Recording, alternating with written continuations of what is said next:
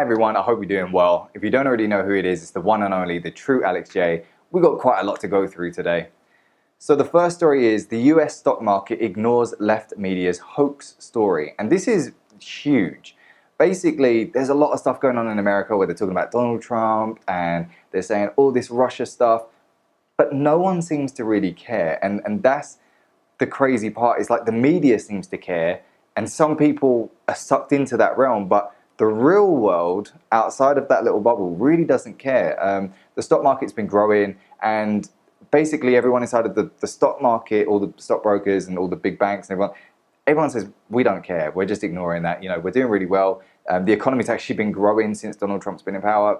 It's a crazy story to think about that all this stuff is happening, but it doesn't really matter. All the stuff that's going on in the news, it doesn't actually matter because the country itself is actually earning more money now and they're bringing in more money for the economy. So I don't know. I'd like to hear your opinion, especially if you're American. I'd love to hear your opinion. Do you care about all the stuff that's going on with the Russia stuff, or is it just a story that the other people are talking about? You know, I'd love to hear from you guys. The next story that we have is from CNBC. It says corporations are lining up to invest in a 3D metal printing startup. Now this is crazy. Basically this company, they're called Desktop Metal. They've developed these 3D printers that can print metal. The way that it works is it basically does it on the layers, and then after they've done the layers, it has like this material inside of it. I forgot the name of the material, but they then put it in like a big oven. It melts that away. So you don't need to reshape it or remold it. You make it on the 3D printer, it goes into like a big oven, it melts the ceramic away, and that way you're just left with the metal. But it's crazy, it's so cool. They're selling these 3D printers for $420,000 each. They said that they're expecting a lot of sales, they're expecting a lot of revenue. They're saying that they're looking at going international in 2018, but at the beginning it's just going to be sold to manufacturing companies in the US. I think this is absolutely incredible. I can't believe that they've actually managed to make 3D printing for metal. I think that's absolutely amazing. I'd love to hear what you guys think of it. I'd love to get your opinion. Do you think this is cool? Do you think it's going to be revolutionary? Do you think eventually that the price is going to come down and we're going to be able to have one in our own house where you can print 3D stuff from your home? The next story we have, which is again from CNBC, they got some good stories recently. This is absolutely crazy. It says fraudsters just stole 7 million by hacking cryptocoin offering. It says more than 7 million worth of Ethereum was stolen in about half an hour. CoinDash said it will provide tokens to buyers except for those who invested after its site was shut down.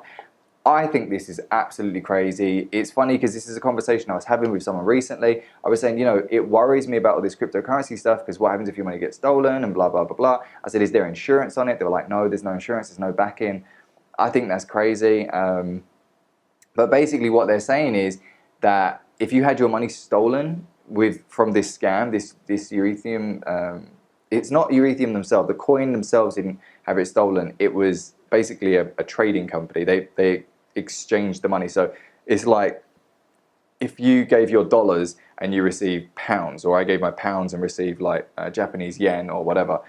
It's basically like that. Their website was hacked and they basically somehow managed to trick everyone into convincing them to go over. And they said that in 30 minutes, there was 2,130 transactions that took place. So they ended up stealing more than 7 million.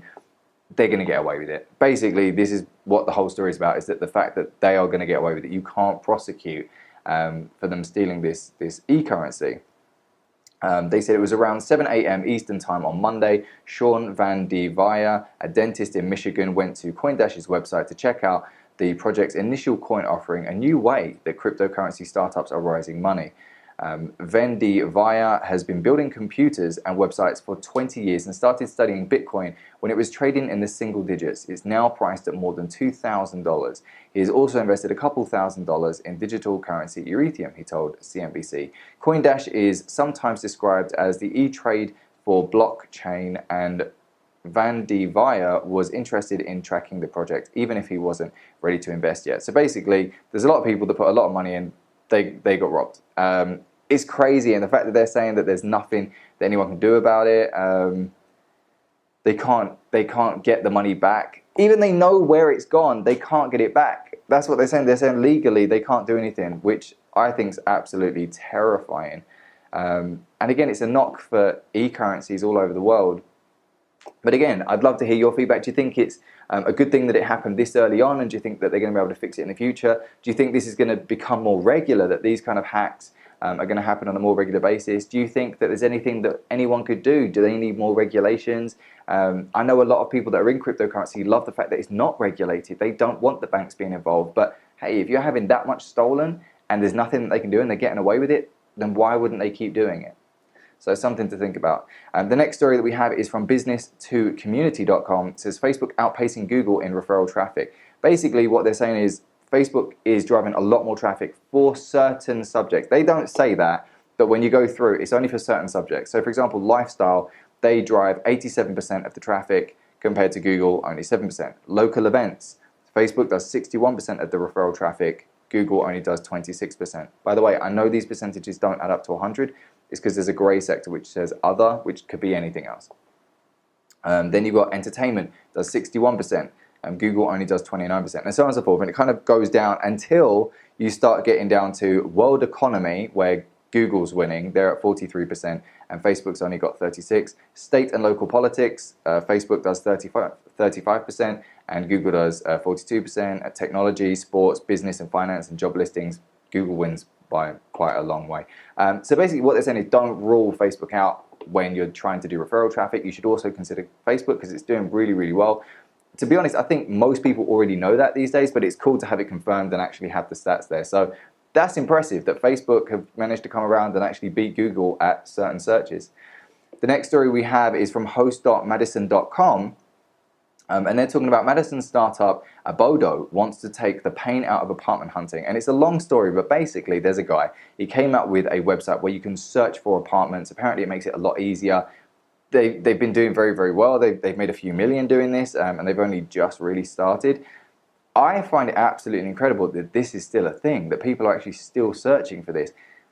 I've seen these kind of companies for years. There's so many, like, they're basically saying that, you know, we're one of the first where you can find apartments by looking at the number of bedrooms, bathrooms, price, area, and you can put in details like air conditioning.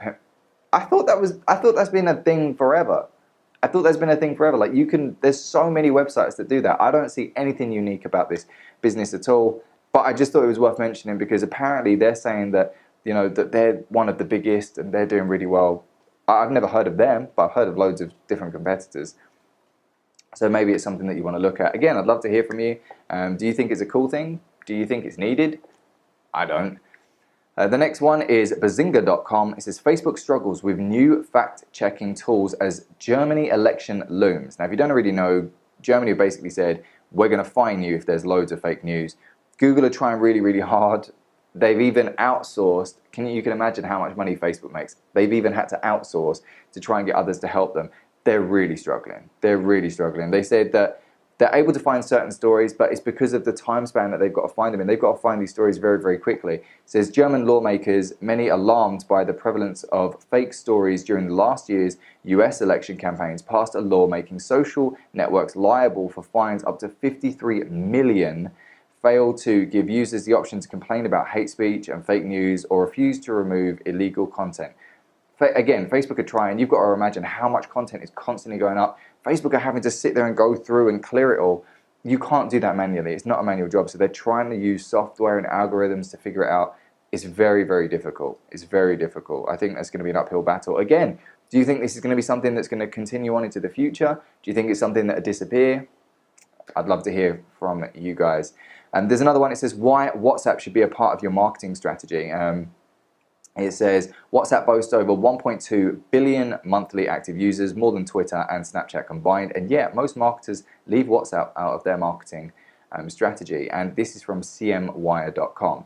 They're basically saying about, you know, how, you know, you should consider using WhatsApp for your marketing. You can send images and video content, leverage it as a survey tool to get feedback and customer data. Use it as a messaging app to send alerts about new events and sales, and backup messages to Google Drive for training purposes, and keep recordings. That's great. To be honest, that's a very common thing in Asia. I'm over in Asia right now. Obviously, I'm from London, England, but I'm in Asia right now. They all use WhatsApp as a promotional tool. I always get these messages. You don't have to accept them. You can delete them. You can ask them to remove you from the list. But it's cool from like some of the designer stores that that I shop regularly at. It's good when they send me messages because they'll send me a message saying, "Hey, Alex, there's a discount on say X brand." I won't say any brands, but they say a brand. They send me a message saying, "Hey, there's a discount on. Do you want to come around?" And I'll go to the store, and then I can just pick loads of stuff up or whatever, which is great. It's really cool that the big brands are doing that. I think it's something that should be adopted more in the Western culture. For example, England, or if you've got like a nightclub, take down all the numbers on entry, then you can send promos every week. Or if you've got just a normal store, you can send promos out and say, hey, there's discounts on, like, for example, the designer stores do to me. Or if you've got like any type of business, you can send out notifications if there's like promos, if there's discount, if there's seasonal stuff that's happening, if there's any big events. It's a really, really good way of marketing. And it's not spam if you're actually asking them for their telephone number. So again, I'd love to hear your feedback. What do you guys think? The next one is from svherald.com. It says, the worst social media advice I've ever heard. Now, I thought this was a pretty good article. So let me find. So the first one, it says, you shouldn't sell on social media. That is a terrible piece of advice, and I completely agree with this guy. You've got to sell on social media. What's the point of pushing out content, putting all this stuff out there if you're never going to sell anything? Fair enough. Give advice, give free content, give value, but you also need to receive financial rewards from it. Otherwise, what's the point of putting all that stuff out? You need to sell on social media. Number two, you need to be on all social media platforms. Again, I disagree, and I've said this for the longest time. I don't touch Snapchat. I can't see the point in it. I don't do Pinterest. I don't see the point in it. I don't really do LinkedIn. I know I should. I probably should do LinkedIn, but I just find it the most boring platform in the world. Google Plus, don't touch it. You can be on all social media platforms, and you can try and get as much content out there as you can, but you've got to think realistically, where are your audience? If your audience is 50 plus, they're not on Snapchat. They're not on Snapchat, okay? Well, the majority of them won't be. Obviously, there's going to be exceptions, but most of them aren't going to be there. So you need to keep that in mind. Where are your audience? Where are they actually watching from? Number three, fans and followers are the most important aspect of your page/profile. Again, it's something I've disagreed with for the longest time, and if you know me, I'll keep saying the same thing. I don't care how many likes you've got. I don't care how many followers you've got. How much money have you got going into your bank account? How much profit is your business turning over? Net profit. Net profit. How much net profit is your business turning over? I don't care how many likes you've got. There's some pages with 10,000 likes, 100,000 likes, a million likes. I make more than them. And it's not something that I'm showing off about. It's just the fact that I have a better skill set than them, clearly, where they're focused on the wrong thing. They're focused on trying to blow it up and get it as big as it, yeah, which is great. But you need to be making money. The whole point of a business is to make money. Number four, you should automate and schedule everything. Again, I completely disagree. Facebook penalizes you if you try to do that. If you've got third-party software putting out posts on a regular basis, you'll notice that your engagement drops. If you're posting YouTube links on Facebook, your engagement drops. Because they punish you from trying to drive people away from the website, for one. Two, if you're not on there, they're not making advertisement money, so they don't want you scheduling stuff. They want you in front of the computer posting yourself. And the last piece of bad social media advice that I've heard is business owners can just use a young person to handle their business/social media accounts. Again, something I disagree with. There's some companies out there that do social media marketing or social media managing, and they just post on Twitter, they just post on Facebook, but it's about the quality. It's not just about quantity, it's about the quality of what you're actually putting out there. What is it that you're putting out there? Is it beneficial to people? Does it hold value? So you've got to keep all of that in mind as well. So that's absolutely everything that I've been through today.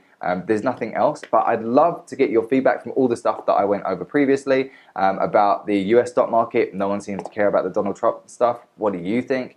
You've got the 3D metal printers. What's your opinion on that? I think it's absolutely incredible.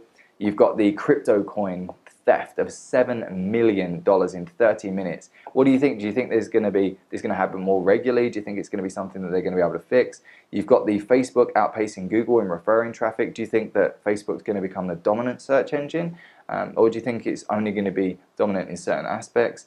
Do you think that a company like Madison, Abodo, is actually going to be necessary where it helps you search for apartments? I just don't think so. There's already so many. Do you think that Facebook are going to be able to solve the problems with fact checking? Do you believe that WhatsApp is going to be a critical part of marketing? I've started to adapt it more into my business. After reading that article, immediately I signed up and I put WhatsApp on my computer, not just on my cell phone.